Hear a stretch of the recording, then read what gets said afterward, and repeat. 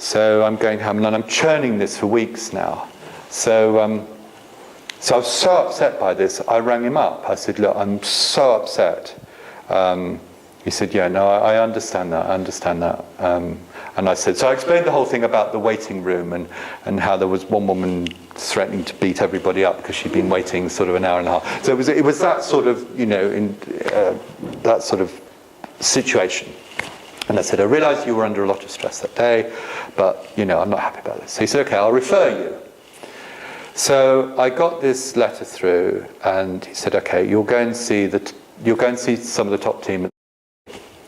So I go to and I said, I think I'm seeing Dr. Smith, for example. So I arrived and they said, no, you're seeing Dr. Smith, Dr. Blah, Dr. Blah, and Dr. Blah, and Dr. Blah. I went, what? I said, oh yeah, it's a committee. I said, what? Yeah, no, it's a committee, you'll see a committee. So I walk in and it's literally this big round table of all these top experts in this field. So I sit down and I said, look, I'm not happy. So I voiced it, and the chap went, yeah, get that. And I said, look, everything I've been through, I don't really want to have this. He said, yeah, I completely understand. He said, let me just explain, he said. This lovely calm way. I said, yeah, go on, you explain. He said, the likelihood of you having a stroke, he said, another stroke is about likelihood of you winning the lottery, 1 in 43 million or something like that. And he said, and even if you did have a stroke, the likelihood of you having a really disabling stroke would be 1 in... And I went, okay. So he said, well, I tell you what, let's turn to Tom. And Tom does these every day. What do you think, Tom? He said, yeah, I do these every day, and the man, absolutely fine. I went, okay, I'll do it. And it was just that. And they went around everybody in the table. They said, what do you think, Dr. They went, yeah, so fine, yes, in David's case, yes, young, fit man, yeah, likelihood, blah, blah, blah. And I just came out, and I just felt the world was off my shoulders. It was just the way they framed that, in contrast to this other poor old neurologist who was a consultant neurologist, had a huge amount of pressure, was just worlds apart. But again, I tell you that story because of the framing around it. It was just... I went, yeah, completely get it, understand the odds. Because I'd got my brother wound up at this stage. He said, no, you're not going to have that. No, absolutely not. And I went back and I said, and he's a lawyer. So I said, look, let me give you the data. Let me give you the data. Okay, it's this, it's that. I said, oh, that's okay. Yeah, I'll go with that. So, yeah. Can I just say, you were talking about the OT students and how they showed compassion. You talked about, their energy, enthusiasm, all that sort of thing. What would you have liked to have been able to provide feedback on in relation to compassion? If you were giving feedback as a user of the service, what sorts of things would you want to give feedback on in terms of compassion? I think it's back to my point about focus. So it's this good old thing. My mum was a doctor. She was one of these old-fashioned, bedside manner. And I'm a coach, so I picked up a lot of her stuff. It's that thing about you sit down with someone and you look at them, and then as they say something, you acknowledge it. You either non-verbally acknowledge it, so you nod as if the other person's going, yeah, I get that, or you do the verbal confirmation, which is, okay, I understand. Yes, I really understand. And if it's something, so you're feeding back to the, it's back to my two hands, your world, their world. So in some way, you are communicating back to them that you're in their world, you're connecting with their world. That's the key thing. And if you feel, and I'm not saying to do it if you don't feel it's appropriate or congruent, but about smiling. If you feel that you can smile, it's that sort of thing, really, and it's about the feedback is, and I come back to my point, and the lady was saying, and I really get this about workload and stuff. It's about consciously, when you're with the patient, is in some way finding a mechanism to park whatever it is else that's distracting you or causing your own anxiety, because that is then transmitted to the patient. That's the thing. And here's the thing. If you do any of this stuff, don't worry, because you can change it. And we were talking about this earlier, is that you can change stuff. If you're aware of it, and that's a great point about feedback, it's about if you know that you're doing something, is about once or twice a day consciously doing what you should do. And keep a little diary and keep a little journal and note down your success with that. And there is a stat which is something along the lines, if you do something consciously between 16 and 21 times over a period, it's usually about 2 or 3 weeks, you begin to do it unconsciously. Is that right? Unconsciously? Yeah. That makes sense.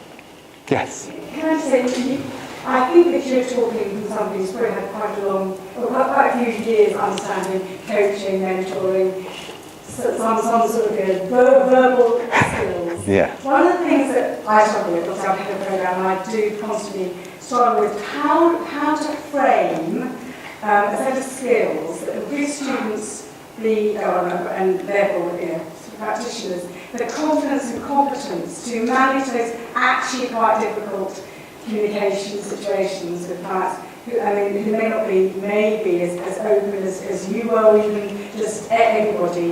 It's actually quite complicated. When you say that it's absolutely right if you do something consciously, but you have to know what to say, which means you have to understand the implications of not doing it, which means you have to feel it, you have to have experience of it. That actually is quite complicated. Yes. And we was wondering in our programme whether we need to teach students to be more assertive, because they're actually relatively simple skills that enable someone to come in with enough ability to sort of have the distance of understanding what they can do, what they can't do, how to communicate it when they can't do it, and how to sort of, in a way, not be rushed into doing anything that isn't actually appropriate. But even that actually takes quite a long period of time.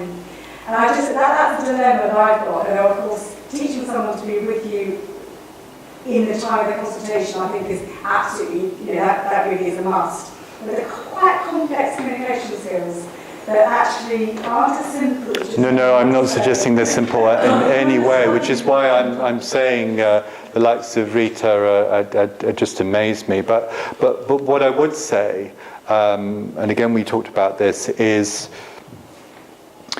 I'd love to do this. I've never done this. I started to do it at a hospital in Hull.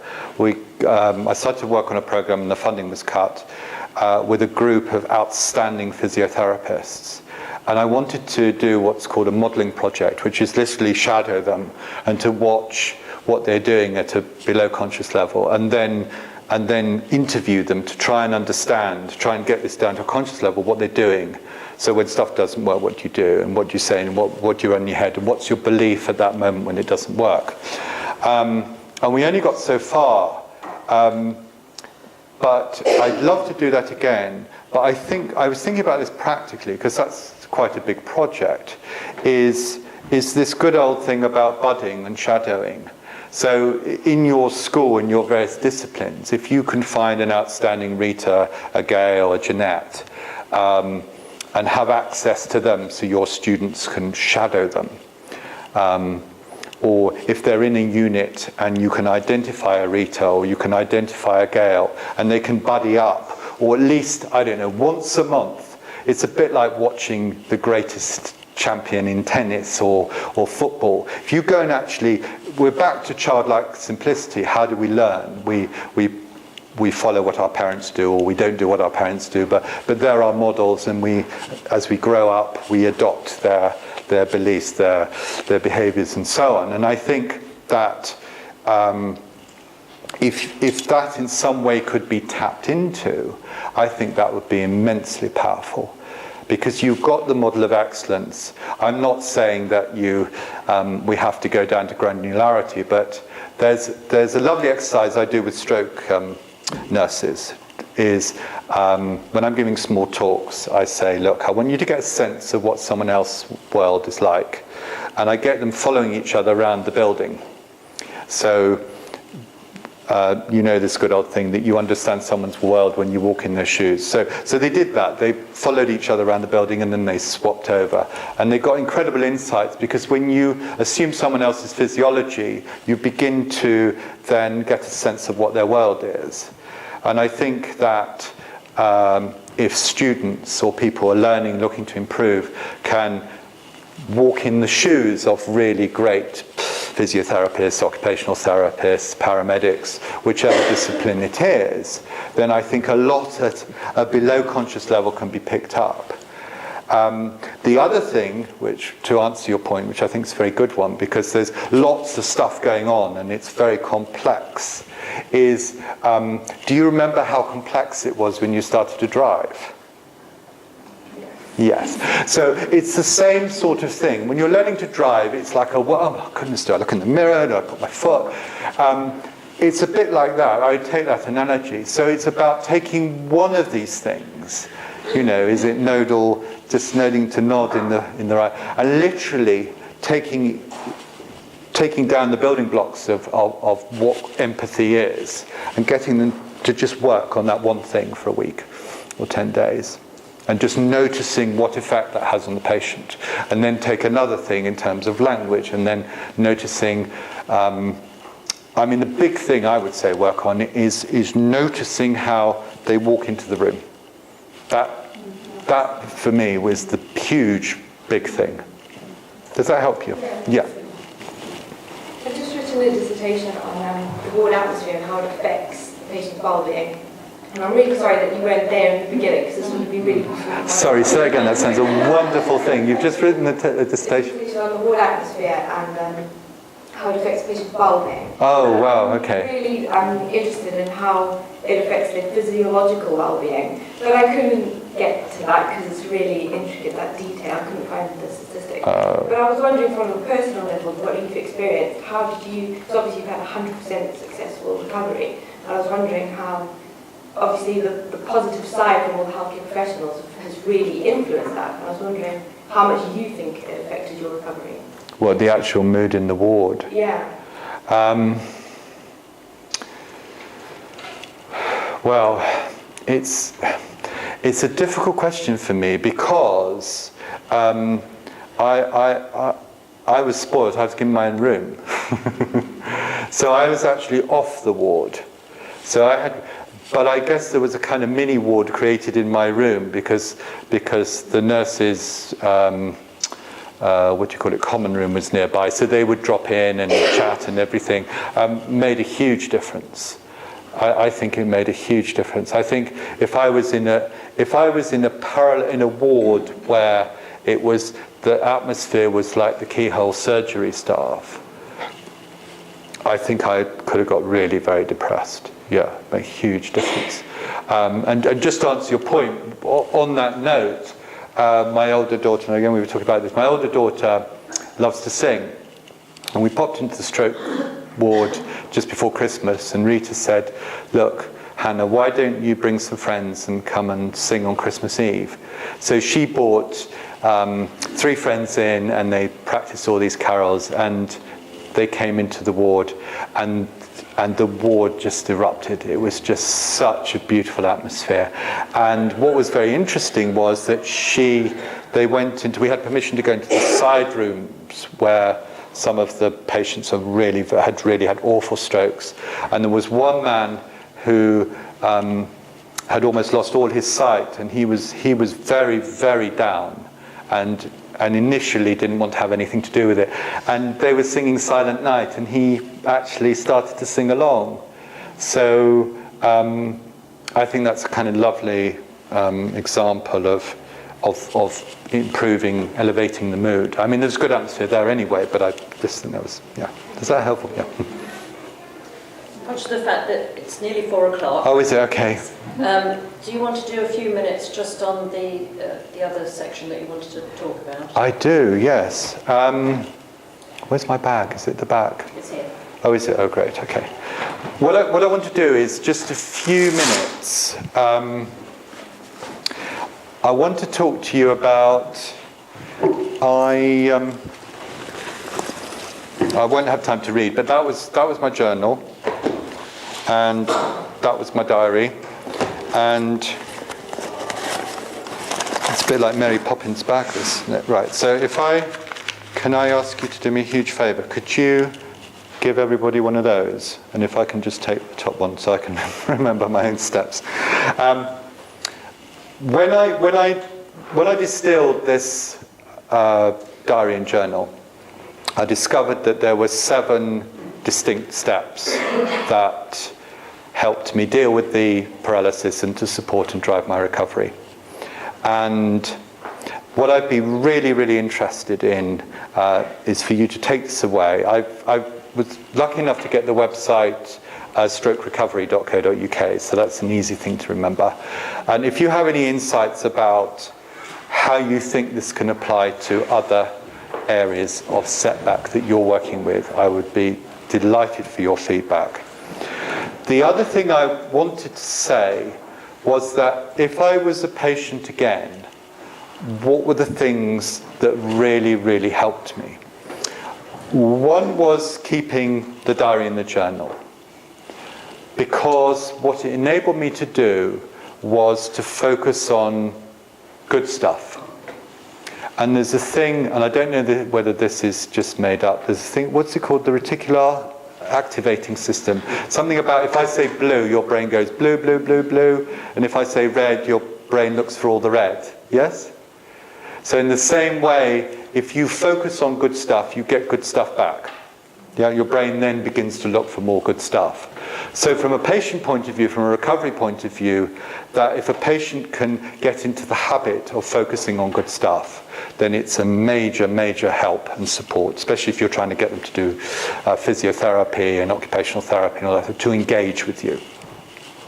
And even if they're not fit enough, if you get their carers or their family to do it, what it does is it instills a culture of hope.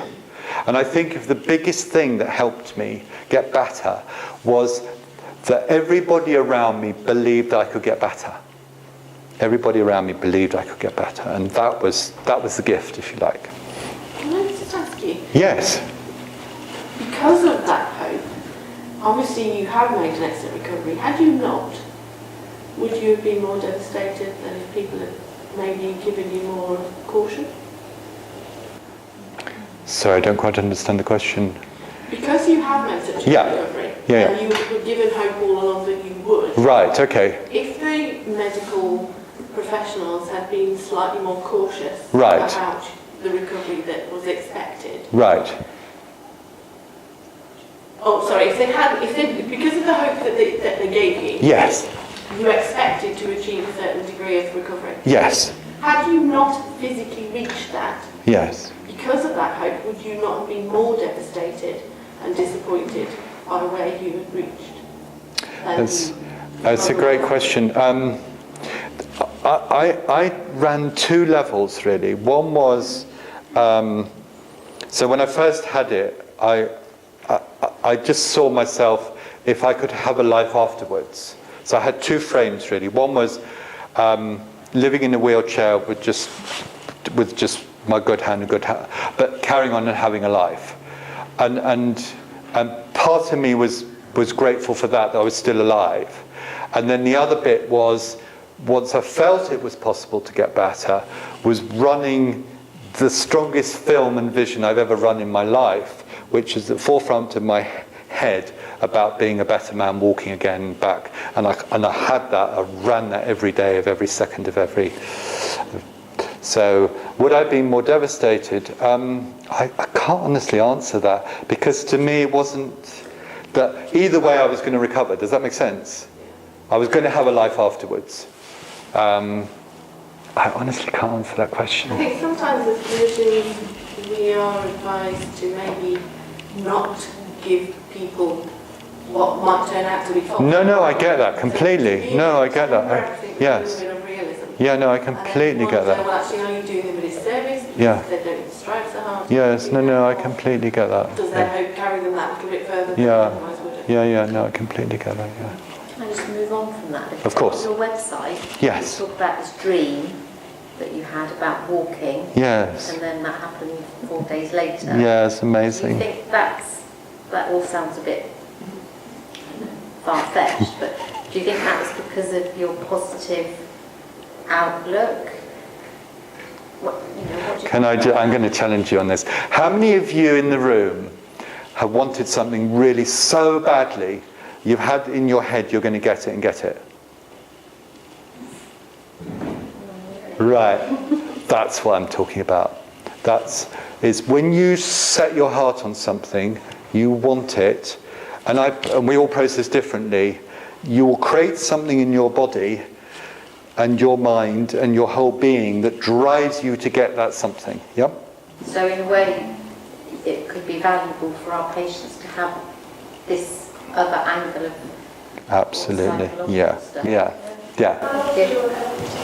Sorry, how long? How long did your recovery take? Oh, quite a long time, really. I mean, it took me 4 weeks before I could take my first steps. But again, when we're talking about it, took me a good 3 months before I could have any strength in walking, and I probably didn't feel right for 18 months because I had a lot of fatigue. I'd get tired very easily, and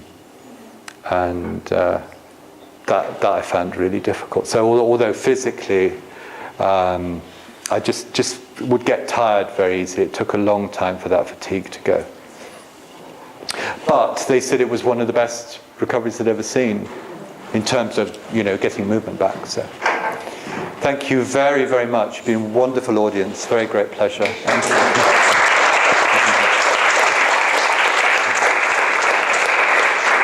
If you wake up in the night, or next week, the week after, you have any questions, you've got my contact details. If you don't want to talk to me, then email me. I'd just love to know your feedback. If you think how it applies, if 10 weeks you work with a patient and it helps them, then please, any feedback would just be wonderful. Thank you so much again. Thank you. Yeah, thank you very much, David. And also thank you to Ermgard and Wynne. David has been here since 10 o'clock this morning with me interviewing him about his whole journey, and that all of those clips are going to be available for staff and students to be able to observe. So right from, we got paramedic input as well in terms of if David had been looked after by paramedics, what would have made a difference to him. So we've got paramedics all the way through to district nursing at home, etc. And so hopefully that'll be very useful. So we're extremely grateful that David has given up so much of his time today. And thank you very much for No, thank you. as well. It's a wonderful audience. Thank you so much. Thank you.